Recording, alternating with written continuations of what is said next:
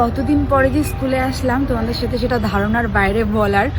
এতটাই ভালো লাগছে। আমি যখন ক্লাস 5-এ নতুন মানে 4 থেকে 5-এ উঠি তখন আমার ক্লাসরুম ছিল ওই সাইডটায়, মানে ওই সাইডের উপরে আমাদের হচ্ছে ক্লাসরুম ছিল যখন 5-এ পড়তাম।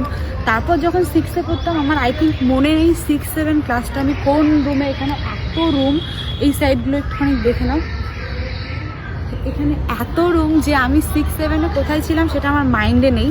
বাট আমি যখন ক্লাস 8-এ পড়তাম তখন আমি ছিলাম ওই রুমটায়, মানে ওই সাইডের রুমে ছিলাম। যখন ক্লাস 9-এ পড়ি তখন ছিলাম ওই কোনার উপরে, মানে উপরের ঘরের নিচে।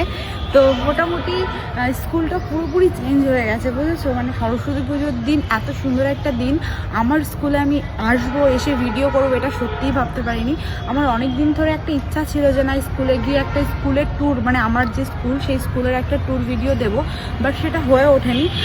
তো আজকে চলে আসলাম, তো সত্যিই খুব ভালো লাগছে।